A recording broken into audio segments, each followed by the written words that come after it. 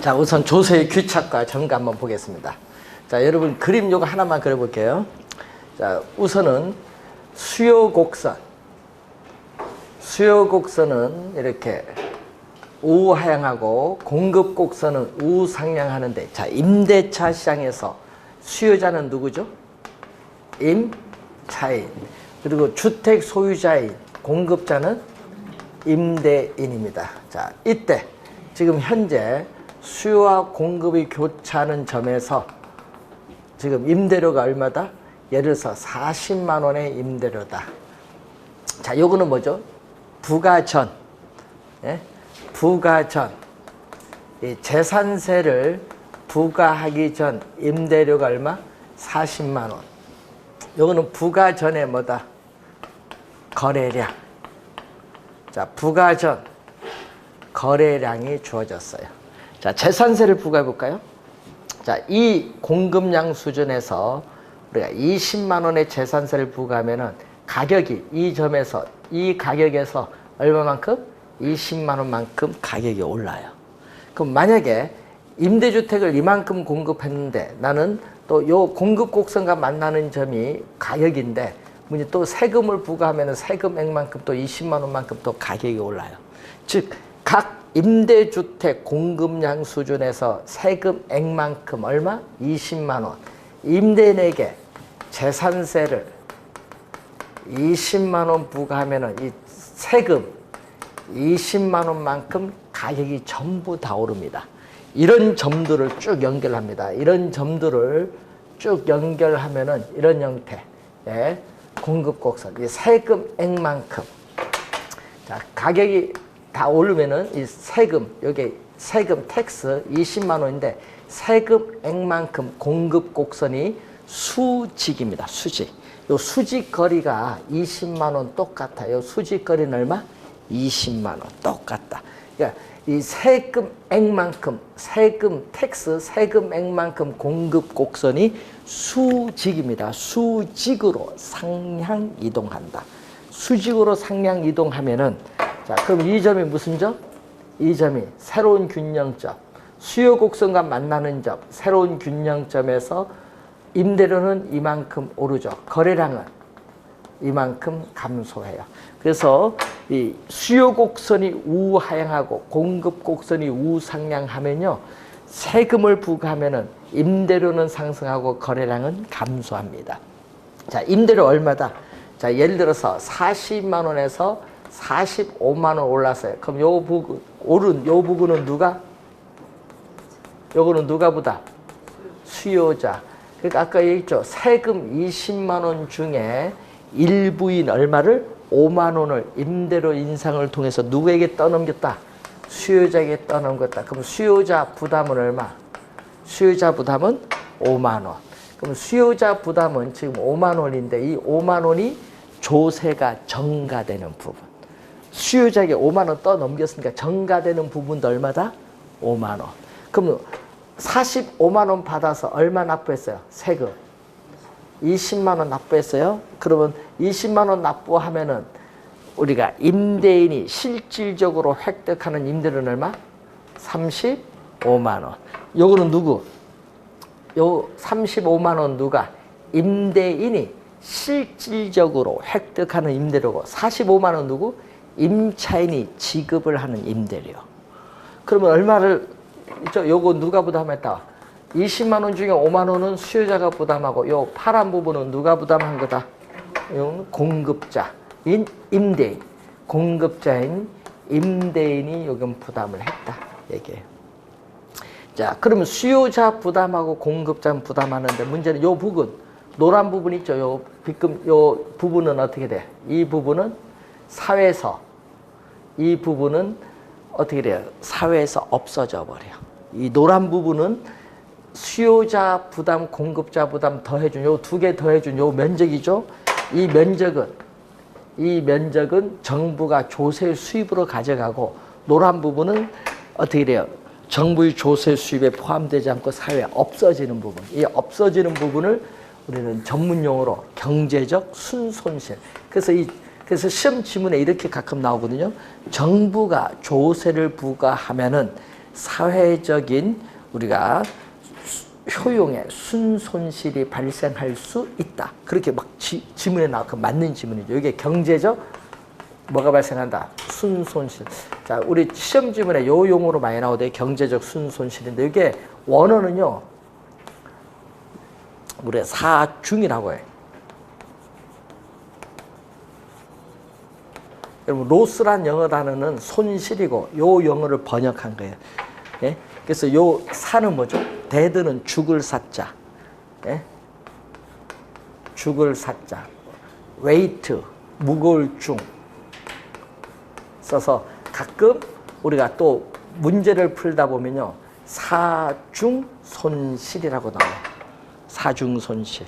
문제를 풀다 보면은 근데 이것을 우리 출제는 두 번 다 뭘로 출제했다? 경제적 순손실. 원어로 지금 원어 요걸 번역을 한 것을 이렇게 지금 번역으로 출제를 두 번 했기 때문에 경제적 순손실. 그래서 세금을 부과하면 일반적으로 뭐가 나타난다? 경제적 순손실이 발생할 수 있다. 그렇게 지문이 또 나오는 거예요, 시험에.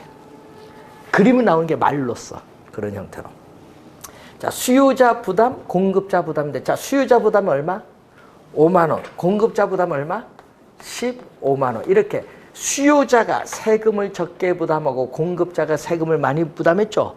이렇게 우리는 재산세를 주택 소유자인 공급자인 임대인에게 부과했을 경우에 누가 세금을 적게 부담하고 많이 부담하냐. 이것은 수요와 공급 곡선의 상대적 탄력성에 따라 달라져요. 수요가 완만하면 뭐다?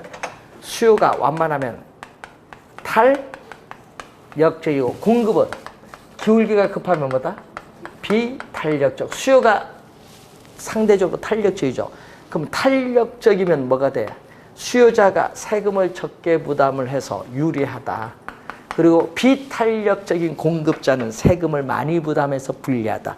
그래서 암기를 할 때 하여튼 이렇게 암기를 해버리면 나중에 예? 쉽게 암기돼. 그래서 암기할 때는 탄유로 암기해 놓으면 딱 돼요. 예? 그러면은 계산 어떻게 돼요? 그림을 안 그려도 쉽게 답이 보여요. 지문상에서. 그러니까 암기할 때 탄은 뭐다? 탄력적, 유리하다. 그럼 수요가 탄력적이면 수요자가 유리, 공급이 탄력적이면 공급자가 유리. 그렇게 하면 돼요. 그러니까 수요가 탄력적이면 수요자가 유리, 공급이 탄력적이면 공급자가 유리. 되겠죠? 탄유로 암기해버리면 시험 문제에 어떤 지문이 나와도 다 풀린다.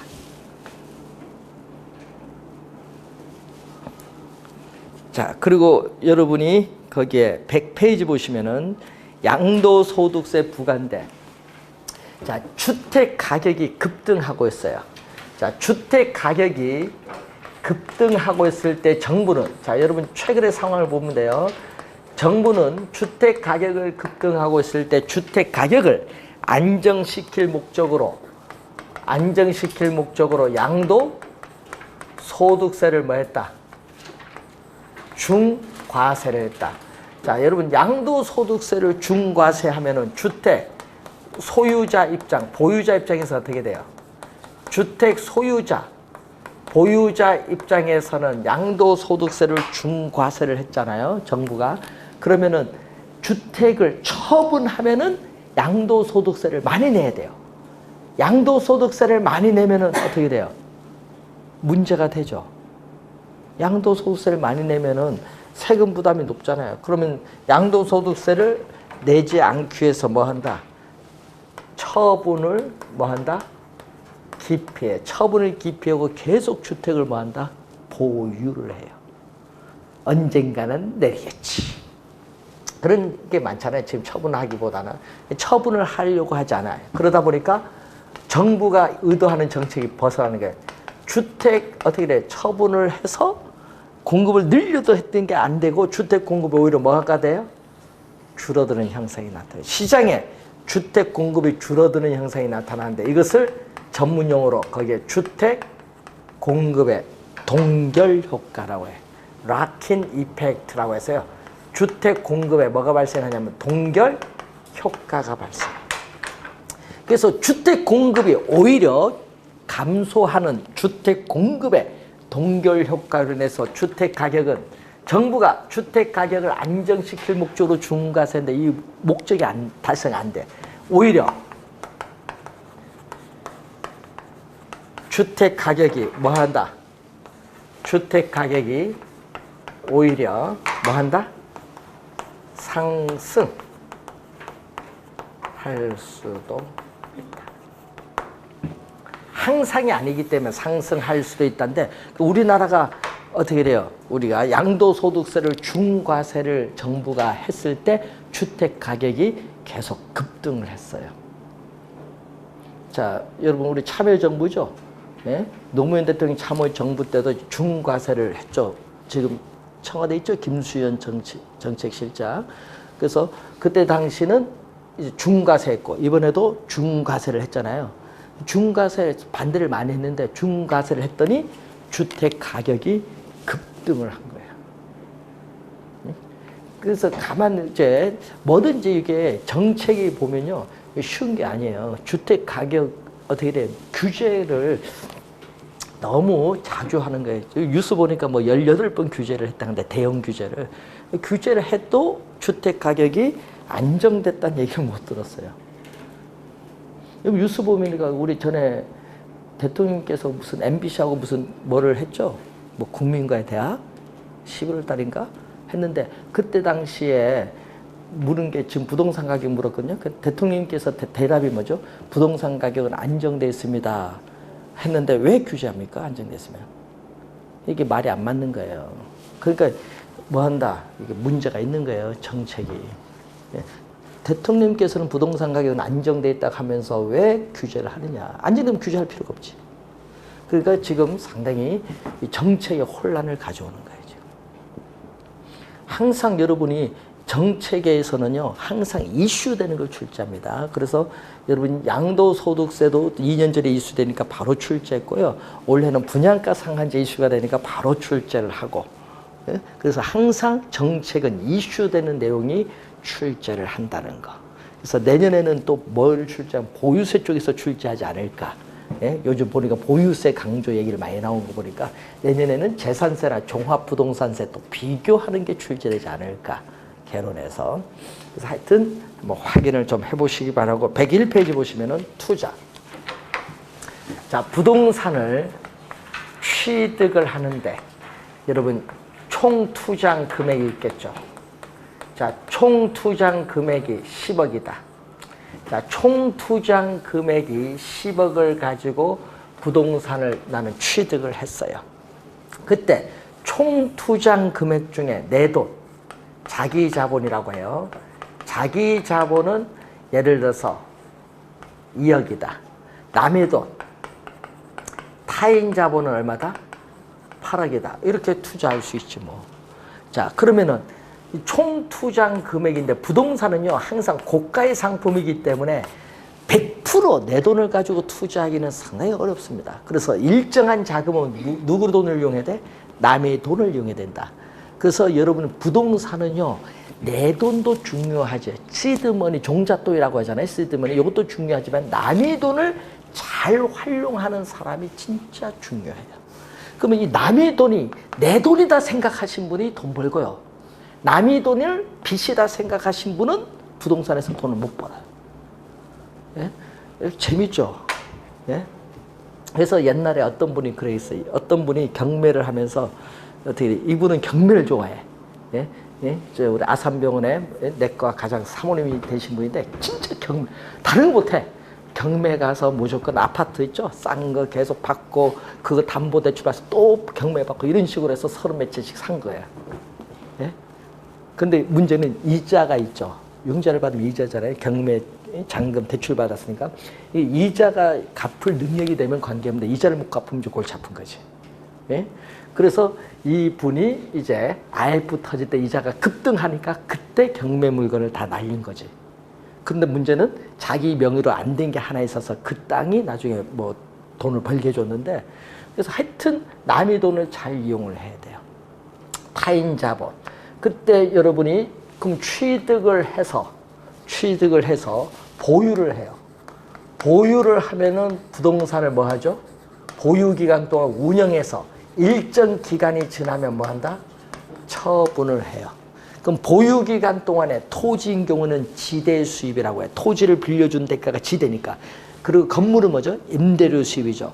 보유 기간 동안에 운영하면서 생기는 지대 수입이나 임대료 수입을 전문 용어로 뭐라고 한다?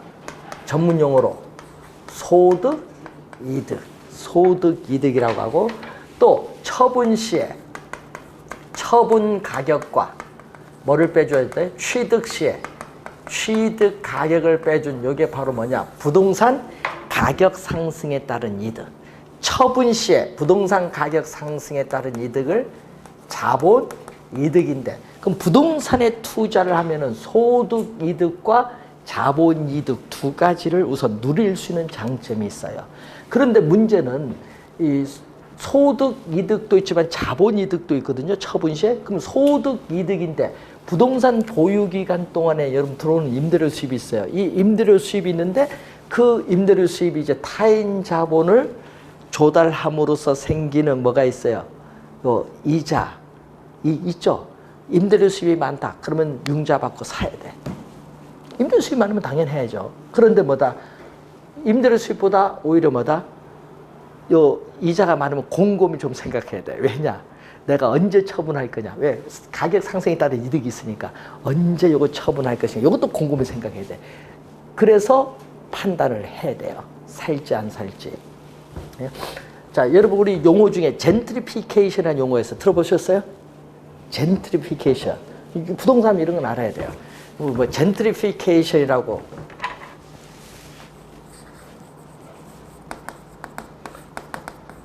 그 머리 플래카트 막 이런 것도 많이 붙어 있는데, 젠트리피케이션.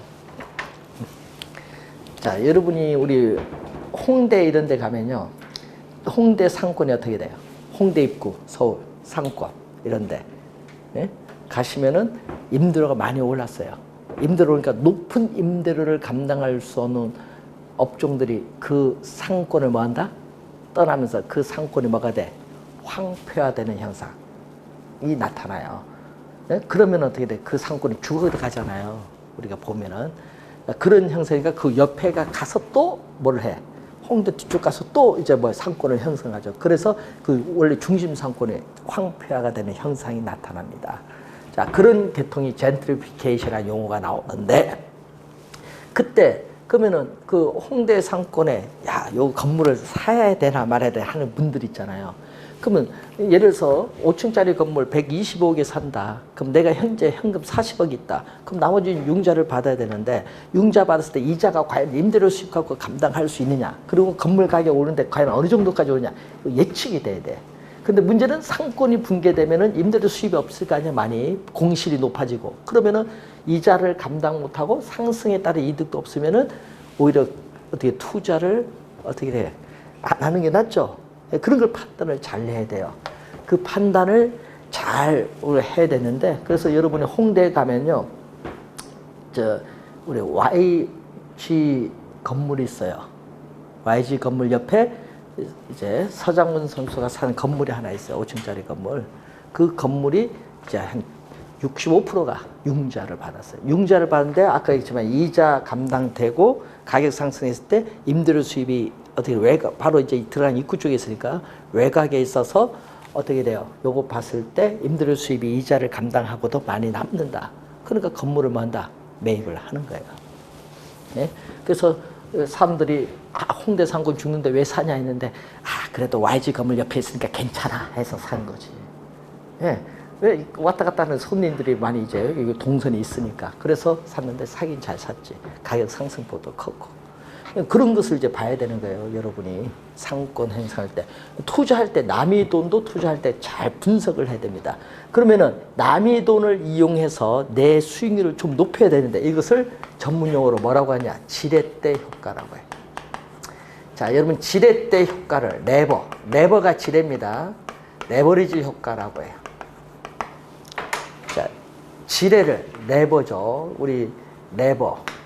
자, 여러분 와인병 딸 때 코르크 막에 있죠. 그거 지렛대 효과를 이용하죠. 이렇게 해서 딱 지렛대 효과 많이 이용하는 게 맞습니다.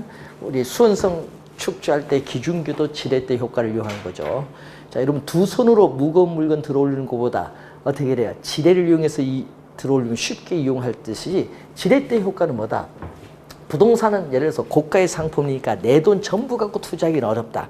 그럼 일정한 자금을 뭐를 이용하면 남의 돈을 이용하면 쉽게 구입을 할 수 있죠. 이런 게 지렛대 효과예요. 그래서 지렛대 효과는 반드시 뭐를 이용해야 된다? 남의 돈. 내 돈을 전부 투자하면 지렛대 효과는 발생하지 않습니다. 반드시 누구 돈을 이용해야 된다? 남의 돈. 타인 자본. 타인 자본은 뭐다? 차익금. 쉽게 얘기하면 차익금. 남의 돈을 잘 이용해야 돼. 타인 자본을 이용해서 뭐를 높여야 돼? 또 용어 하나 좀 배울까요? 자, 여러분 시험 문제에 나오는 용어 중에 부채 비율이라는 용어가 또 잘 나와요. 여러분 뉴스 신문에 기업은 부채 비율을 200% 이하로 낮추라 얘기하거든요. 남의 돈, 타인 자본, 여러분 총 투자한 금액 중에 남의 돈을 얼마 이용하냐에 따라서 내가 투자한 금액이 달라져요. 자기 자본인데 여러분 자기 자본을 지분이라고 하고요. 타인 자본은 뭐라고 한다? 부채. 전문용어로 자기 자본은 지분, 타인 자본은 뭐다? 부채. 그래서 부채 비율이 변해요. 여러분 남의 돈을 얼마 이용에 따라서 내가 투자한 금액이 달라지니까 부채 비율이 타인 자본 이용 금액에 따라 달라져요. 지금 부채 비율이 높을 수도 있고 낮을 수도 있겠죠. 이것이 또 뭐에 영향 주냐? 바로 지분 수익률에 영향 준다.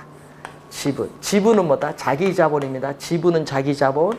자기 자본 수익률에 영향을 주는데 시험 문제 여러분 최근에 5회 시험, 27회, 29회 시험 계산 문제가 바로 계속 요걸 출제를 했었죠. 계산 문제, 지분 수익률. 지분 수익률은 자기 자본에 대한 수익률인데 분모는 자기 자본이거든요. 자기 자본. 투자한 자기 자본, 지분 투자에 자기 자본 투자한 금액이에요. 여기에 대해서 자기 자본에 대한 대가, 예? 자기 자본에 대한 대가, 지분 수익인데 여기에는 세금을 납부하기 전, 여러분 소득세 납부하기 전 현금 우리가 흐름, 세전 현금 흐름 또는 세전 현금 수지인데 소득세를 납부하기 전이죠. 소득세를 납부하기 전에는 순수익이 있어요. 영업소득에서 대출금에 대한 부채 서비스액을 빼주면 돼. 자, 부채 서비스액을 우리는 원리금 상환액. 부채 서비스액을 원리금 상환액, 대출금, 타인 자본에 대한 원리금 상환액을 빼주면 세전 현금 흐름인데 요걸 우리가 구하는 문제가 계속 출제를 하죠. 계산 문제는요. 요걸가 중요해요. 개념도 시험에 많이 출제하죠. 그래서 타인 자본을 어떻게 이용하냐. 그래서 남의 돈을 이용할 때는 금리가 높은 걸 이용해야 돼요? 낮은 걸 이용해야 돼요? 낮은. 그래서 낮은 저렴한 금리로 타인 자본을 조달해서 뭐를 높여? 자기 자본에 대한 수익률을 높이는 행위를 무슨 효과? 지렛대 효과인데 이걸 잘 활용을 해야 돼요. 부동산 투자 시에는. 부동산 투자의 장점은 바로 그겁니다. 그래서 지렛대 효과에서 수익률, 지렛대 효과가 있어요. 이 수익률, 우리가 지렛대 효과가 세 가지가 있거든요. 하나는 플러스의 지렛대 효과, 중립적 지렛대 효과. 자, 여러분 교재 102페이지에 중간 박스에 나와 있습니다. 마이너스의 지렛대 효과 이렇게 나와 있죠. 자, 이 정의 지렛대 효과는 이 지분 수익률은 자기 자본 수익률이고 종합 수익률은 뭐죠? 총 투자 수익률입니다. 여러분 종합 수익률은 총 투자 수익률, 저당 수익률은 대출 금리. 여러분 금융기관에 주택담보대출금리를 저당 수익률은 금융기관의 주택담보대출금리. 이게 이렇게 돼야 어떻게 돼요? 낮은 대출금리로 조달해서 투자했더니 자기자본 수익률이 더 높았다. 투자 잘난 거야. 우리는 투자는 요걸 누려야 돼. 정의 지렛대 효과를 누려야 되는데 여기에 서로 같았다. 같으면은 남의 돈을 이용해도 지분 수익률에 변화가 없어. 요 종합 수익률과 같으니까. 이렇게 되면은 어떻게 돼요? 남의 돈을 이용했는데 높은 금리로 조달했다는 얘기죠. 그래서 자기 자본 수익률이 떨어지는 경우 이때는 투자 잘못한 거 부의 지렛대 효과가 발생했다 이런 얘기입니다.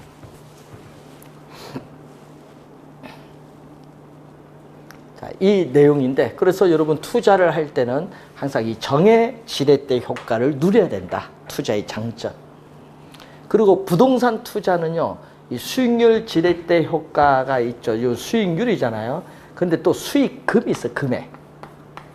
이 수익금 지렛대 효과라고 했는데 여러분 요즘 뉴스에 많이 나오는 갭 투자가 많이 나오는데 여기에 전세금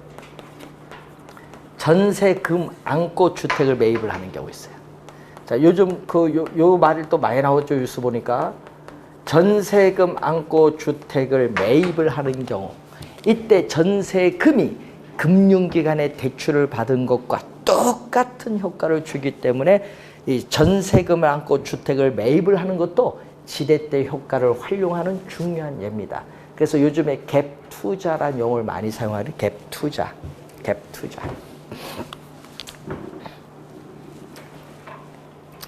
자, 여러분 남국지구에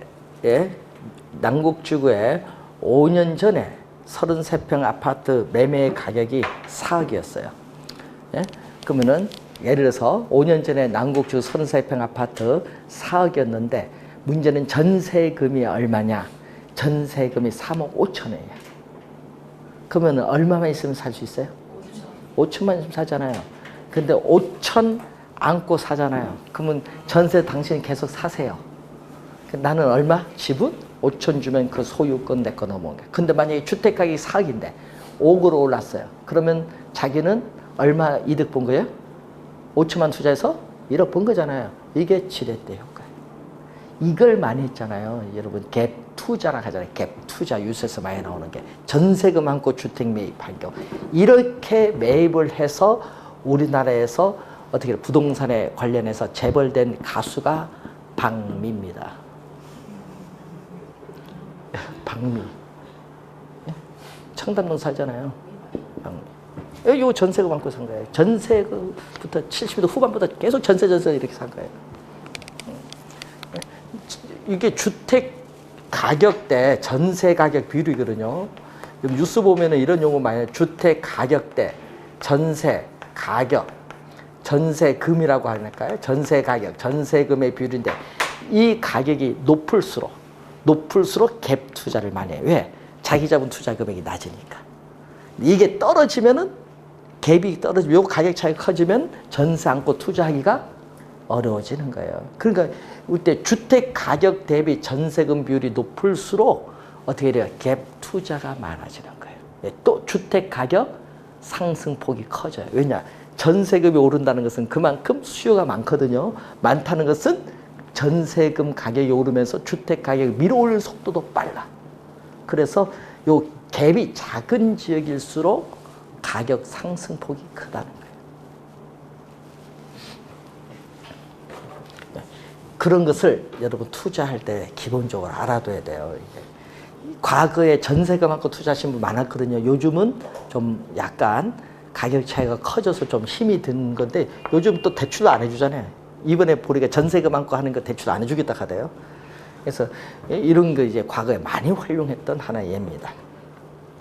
자, 우선 지렛대 효과 두 가지 경우가 있다는 걸 확인해 두시고 투자의 장점인데 또 부동산 투자는 또 장점 중에 하나가 또 대출금에 대한 이자 비용이 있죠. 요거 세액 공제가 돼요. 예? 우리 그리고 또 뭐가 되냐? 감가상각비에 대해서도 세액 공제가 돼요. 부동산 자체의 감가상각비. 그래서 부동산에 투자하면은 세금을 절약할 수 있는 효과가 있습니다. 그것도 장점이에요. 우리 공제를 100% 해주면 좋은데 요즘 그렇지 않고 일정 부분 공제해주는 경우가 있으니까. 그리고 또 가장 중요한 건 물가가 지속적으로 상승하는 뭐가 발생한다? 인플레이션. 물가가 지속적으로 상승하는 현상, 인플레이션이 발생하면요. 전과 동일한 물건을 살 때는 돈을 더 많이 줘야 됩니다. 그러니까 돈의 가치는 떨어져요. 그렇지만 실물 자산인 부동산 가격은 오르기 때문에 부동산에 투자하여 보유하고 있으면은 실질적인 구매력을 보호받을 수 있기 때문에 유리해요. 그래서 이걸 전문 용어로 인플레이션 해지란 말 써요. 해지. 해지. 해지는 인플레이션이 발생했을 때 위험을 회피시켜주는 수단으로서 부동산에 투자하여 보유하는 것이 뭐다? 유리하다.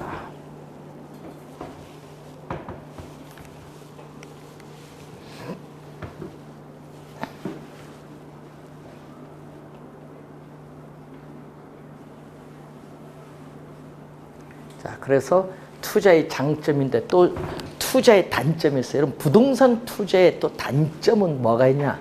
부동산을 처분하여 현금화하는 데 걸리는 시간을 전문용어로 황금성이라고 해요. 황금성. 부동산은요, 일반 상품, 예를 뭐 주식 같은 이런 일반 투자 상품에 비해서 황금성 면에서 낮기 때문에 불리하다는 단점이 있어요. 어떤 부동산이요, 팔려고 내는데 5년 걸리는 경우도 있어요. 주식은 팔면은 3일 후에 현금화 되잖아요. 그래서 이 부동산은 황금성이 낮아요. 그리고 일반 상품에 비해서 부동산은 시간과 노력이 많이 들어요. 뭐 발품 판다 얘기도 많이 하죠. 시간, 노력 많이 들고요. 또 중개 보수, 중개 수수료가 하죠. 옛날 중개 보수, 또 세금, 이 거래 시에 비용이 많이 든다는 단점이 있어요. 또 일반 상품과는 달리 부동산은 국가나 지방자치단체의 행정적 규제, 또 법률의 통제를 또 많이 받는 상품 중에 하나가 바로 부동산. 자, 뭐 그런 단점도 있다. 이렇게 보시면 되겠고. 자, 여러분, 부동산 투자인데 보유는 항상 우리 임대료 계산이 있죠. 임대료 계산은 1년을 기준하거든요. 여러분, 우리 나중에 보면 임대료 계산은 항상 연간 기준이에요. 그러니까 보유는 몇 년 이상? 1년 이상 보유해야 돼요. 그럼 우리 수익률 계산하잖아요. 그래서 우리 CCIM 상업용 부동산에 있어서는 우리가 수익을 창출하는 부동산에 대해서는 1년 이상 보유하는 것을 투자라고 해요. 학문적으로는. 그럼 투기는 1년 이상이 아니라 학문적으로는 1년 이내. 1년 이내라는 건 보유를 하지 않는 거예요. 보유를 하지 않고 몇 년? 1년 이내에 단기간에 뭐를? 자본이득, 양도차익이죠. 양도차익, 자본이득, 양도차익의 획득을 목적으로 부동산을 취득할 때를 뭐라고 해? 투기예요. 그래서 이게 이론적, 학문적으로 투기 투자는 1년 이상 보유하느냐, 1년 이내 처분하느냐, 이걸 보는 건데, 문제는 이것을 우리는 부동산을 사면 무조건 투기야. 투기. 투자, 내가 하면 투자고 남이 하면 투기입니다. 우리나라는. 맞죠? 네? 맞잖아요. 이번에 청와대 고위공직자가 뭐 다주택자가 많다고 뉴스 언론에 나왔는데, 다주택자 중에 새 주택 보유하신 분이 있더라고요. 예? 예? 노영민 비서실장이 새 주택 보유하고 있더라고요. 청주에. 예. 보유하는 게 뭐 가격이 문제가 아니라 새 주택 보유하면은, 예? 본인이 팔아야지 빨리. 그런데 본인은 청주에 있다고 수도권 이내에 두 채 이상 팔라고 하면 많이 듣겠어요? 자기부터 팔고 얘기하든지. 예? 근데 그게 뭐다? 본인은 투자락 하고 남이 하면 뭐다? 투기. 그건 말이 안 되는 거예요. 예? 그래서 이게 잘못된 거예요. 잘못된. 뭐를 하면 돼요? 두 채를 소유하든 네 채를 소유하든 자본이득이 있나 없나 이걸 봐야지. 자본이득. 예? 자본이득 없이 그냥 네 채 소유할 수 있죠. 농가주택 소유할 수도 있지 뭐. 예? 그 농가주택 가서 살 수도 있잖아요. 예? 자, 그래서 우리 옛날에 보시면은, 예? 평당 5,000원짜리 땅이 있어요. 자, 평당 5,000원짜리 땅이 나는 진짜 난 퇴직해서 내려가서 농사짓고 농촌주택 지어서 살겠다. 귀농을 하겠다 해서 평당 5,000원짜리를 샀어요. 근데 이분이 현장에 안 갔어요. 왜냐? 현재 갈 시간이 없으니까. 그 말만 믿었지. 예? 또 유명한 기자니까 기자 말 믿고 가서 평당 주변에 시세가 한 3, 4만 원 합니다 해서 야, 이 친구는 얼마 사? 5만 원에 샀어요. 평당. 자기는 싸게 샀다고 생각했는데 실제는 5,000원인데. 그러니까 그 기자분이 이 사람한테 뭐 했다? 뻥튀기해서 판 것이. 이분은 요걸 사서, 예? 사서, 30년 가까이 보유했다. 투자예요, 투기? 예? 투자 아닌가요? 거기서 살려고 그게 뭐 한 건데. 예? 근데 이 사람 억울한 게 사기당한 거 아니에요, 결국은. 근데 문제는 여기 나중에 가서 살겠다 하는데 문제는 이때 5천 원짜리 이 땅이 이때가 지금 뉴스 많이 나오는 어디인 줄 아세요? 화성이에요. 화성 연쇄살인건이 있는 거기 땅이에요. 여기에 지금 얼마냐? 평당 400이에요. 동탄 신도시 개발됐잖아요, 거기가. 그게 화성 연쇄살인 사건이에요. 그 개발된 지역이 동탄 1, 2 신도시가. 그러면 지금 평당 400인데 지금도 보유하고 있다. 이 사람 투자야, 투기. 투자지. 그렇게 개발된 줄 누가 알았겠어요? 왜냐? 80년대 그때는 경기도에서 가장 살기 싫은 도시 1위가 화성인데. 근데 지금은 어떻게 돼요? 바뀌었잖아요. 3위까지 올랐잖아요. 그만큼 바뀌는 거예요. 요 땅 주인은 누군지 아세요? 이렇게 해서 이렇게 간 사람. 예? 예? 예? 이게 창수예요. 대법관 할 때 그때 산 거예요. 그러니까 이 땅이 지금도 보유하고 있습니다. 이거 웃긴 거지, 땅이요. 예? 예? 화성에. 예? 그 화성이 개발되니까 그렇죠. 그래서 요즘에는 화성계에서 또 밑으로까지 내려가더라고요, 개발이. 평택, 그리고 또 평택까지 내려갔더라고요, 평택까지. 고덕 신도시 때문에. 그래서 요즘에 이게 투자인지 투기인지 구별이 안 돼요. 가격 상승폭이 너무 커요, 요즘. 자, 여러분도 30년 뒤에 개발될 것을 생각을 해서 미리 저렴할 때 사세요. 30년 뒤에. 예? 30년 통일될 것 같으면 저 위에 가서 사시고. 안 될 것 같으면 밑에 가서 사시고.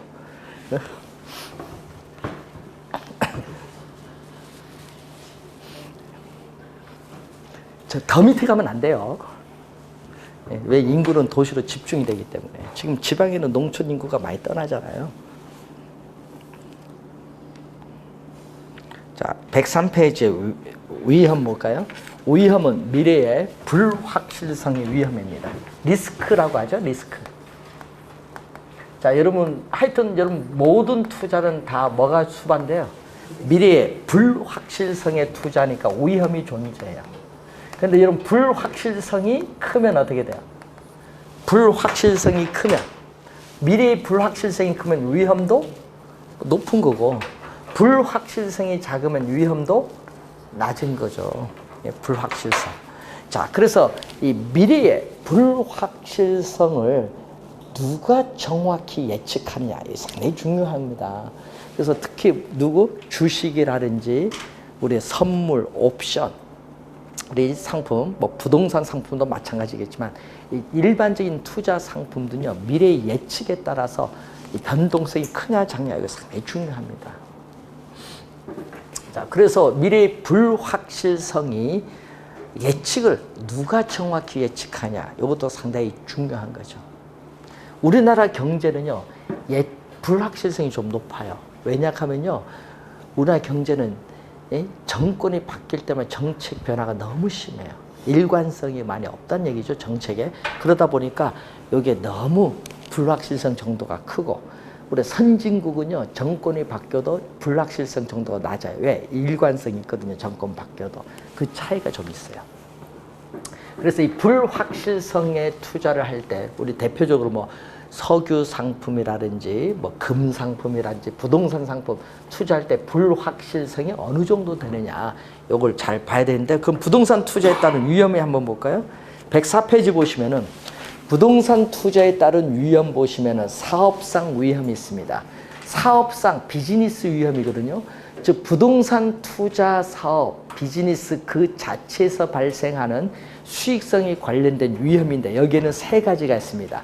시장의 수요 공급의 불확실성에 따른 시장 위험이 있거든요. 자, 여러분, 부동산 경기의 급격한 침체로 인해서 공실률이 증가해서 임대료 수입이 급격하게 하락할 수 있죠. 그럼 수익률이 하락하죠. 이런 건 무슨 위험? 시장 위험이에요. 자, 그리고 위치적 위험이 있거든요. 부동산은 위치가 고정되어 이동할 수 없습니다. 그래서 위치를 둘러싼 외부 환경 조건의 변함에 따라 부동산의 상대적 위치가 달라지면서 안게 되는 위험, 위치가 고정됨으로써 안게 되는 이 위험을 위치적 위험이죠. 그래서 이 부동산은 첫째도 위치, 둘째도 위치, 셋째도 위치라는 말이 그래서 나온 말이에요. 위치가 그만큼 중요하다는 거죠. 자, 세 번째는 또 무슨 위험? 이 영업 운영 위험이라고 하죠. 영업 또는 운영에 따른 위험인데 부동산을 운영하고 유지하는 데 드는 비용을 영업 경비라고 해요. 영업 경비의 변동이라든지 또는 근로자의 파업이라든지 또는 임대료가 연체된다든지 이런 거죠. 그래서 운영상에서 발생하는 수익성의 불확실성을 지칭하는 모든 내용을 우리는 운영 위험이라고 합니다. 자, 그리고 금융 위험이죠. 29회 시험에 출제했죠. 금융은 자금을 융통받는 겁니다. 누구로부터? 금융기관으로부터. 금융기관으로부터 융통받은 자금이죠. 자금이 많아지면은 원금 이자, 원리금, 상환의 부담도 증가하고 채무가 불이행될 가능성이 커지면서 나타나는 위험을 무슨 위험? 금융 위험이에요. 금융 위험. 자, 부동산은 또 위치가 고정되어 있기 때문에 부동산을 둘러싼 법적 환경이 변화함으로써 발생하는 위험을 법적 위험이라고 해요. 대표적으로 토지 이용 규제의 대표적 수단, 오늘 지역지구제를 배우셨는데 지역지구제 변경 허가 어렵다, 뭐 인허가 어렵다, 정부의 정책의 변경으로 인해서 발생하는 위험입니다. 자, 그리고 인플레이션 위험이 있죠. 자, 여러분 인플레이션이 발생하면은 돈의 가치가 떨어져요. 그래서 구매력이 하락을 할 위험이 인플레이션 위험인데, 자, 시험 문제 나올 때 유동성 위험이 좀 어렵죠? 용어가. 유동성은 황금성이라고도 해요. 자, 여러분 부동산을 처분하여 현금화하는 과정에서 우리는 부동산 정상적인 시장 가치의 손실의 가능성을 유동성 위험이라고 합니다. 예를 들어서요, 부동산의 정상적인 시장 가치가 5억 원이에요. 5억 원인데 이민을 가기 위해서 부동산을 금 매물로 매각했더니 4억에 매각했습니다. 얼마 손해봤죠? 1억 손해봤죠. 이 1억이 유동성 위험. 자, 그리고 위험에 대한 투자자의 태도인데, 자, 여러분들은 위험에 대한 투자자의 태도를 보면은 어떤 태도를 가지고 있냐 하면은 여러분들은 요겁니다. 대부분의 투자자는 뭐를 투자? 위험, 회피형 투자자. 대부분의 투자자예요. 그러면 대부분의 투자자는 위험, 회피형 투자자인데 위험, 회피형 투자자를 다른 말로 뭐라고 하죠? 합리적 투자자. 그럼 우리 문제를 풀다 보면요, 이렇게 나와요. 단 투자자는 위험, 회피적이라고 가정한다. 또는 합리적인 투자자라고 가정한다. 이렇게 나오거든요. 자, 그러면은 예를 들어서 여러분 상가, 아파트 두 개의 투자 대안이 있어요. 자, 그러면 상가, 아파트 두 개의 투자안이 있을 때 이 두 개의 투자안에 있어서 미래에 예상되는 수익률이 같다, 기대되는 수익률이 같을 때는 투자자는 뭐를? 투자자는 위험이 낮은 것을 선택하고, 위험이 동일하다. 위험이 동일할 때는 뭐가 높은 거? 우리는 기대 수익률이 높은 투자를 선택한다. 이것을 뭐라고 한다? 우리는 합리적 투자자, 위험 회피형 투자자의 뭐다? 행위. 대부분의 투자자는 이런 형태를 해요. 근데 위험 중립형 투자자는요, 위험이 높든 낮든 위험에 관계없어요. 위험이 높든 낮든 위험에 관계없이 뭐만? 기대 수익률만 보면서 투자를 하는 사람이에요. 기대 수익률만 보면서 투자하는 사람을 위험 중립형 투자자. 자, 위험 선호형 또는 위험 추구형이라고 해요. 위험 선호형, 위험 추구형 투자자는요, 높은 수익을 획득하기 위해서 기꺼이 큰 위험을 부담하겠다. 기꺼이 큰 위험을 부담하겠다. 이런 사람을 우리는 뭐라고 한다? 위험, 우리 선호형, 추구형, 도박 좋아하는 사람들. 자, 대부분의 투자자는 어떤 투자자? 위험 회피형 투자자. 자, 그리고 위험을 관리하는 방법이 나오죠. 자, 위험을 관리하는 방법 보면요. 우선 위험의 회피죠. 여러분, 위험 회피는요, 투자한 원금을 잃지 않으려고요, 정부가 보증하는 국채와 같은 안전한 자산에만 투자하는 사람을 얘기해. 이건 위험하다? 위험 회피. 그리고 위험에 있어서 정가가 우리는 조세의 정가 배웠죠?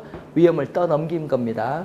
자, 여러분이 이 미래의 잠재적 손실의 가능성을 제3자에게 떠넘겨요. 자, 여러분 보험회사에 보험 가입을 합니다. 그럼 보험 가입을 한다는 것은 미래의 불확실성에 따른 위험을 누구에게? 보험회사에 떠넘기는 겁니다. 이것은 위험의 뭐다? 정가. 본인이 부담을 해야 될 위험 본인이 부담하지 않고 제3자에게 떠넘기는 거예요. 위험의 보유는 말 그대로 뭐죠? 위험 본인이 스스로 보유하는 거. 자, 외부 요인에 의해서 감가상각 요인이 발생을 했을 경우에 그러한 감가상각에 따른 충당금을 설정해서 기업 스스로 위험을 부담을 하는 방법. 이것을 뭐라고 하죠? 위험의 보유란 말 써요. 위험의 보유. 위험의 통제란 말 써요. 위험의 통제. 자, 손실 발생 횟수 몇 번 발생하느냐? 손실 규모.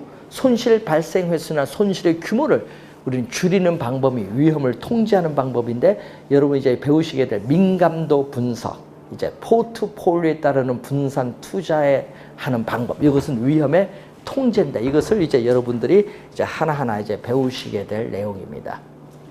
자, 위험의 정가가 시험 지문에 많이 나와요. 위험의 정가.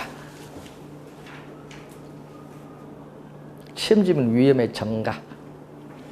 그리고 우리 시험엔 또 요거 나오죠. 위험 회피형 투자자라고 가정한다. 이런 지문이 많이 나오니까 또 위험 회피형 투자자 행위.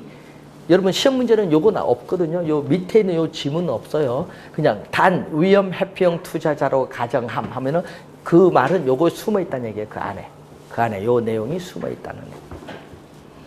자, 그러면은 우리 나머지 우리 투자의 나머지 이론은 우리가 다음 주에 강의를 진행을 하도록 하겠습니다. 자, 오늘 수고하셨습니다.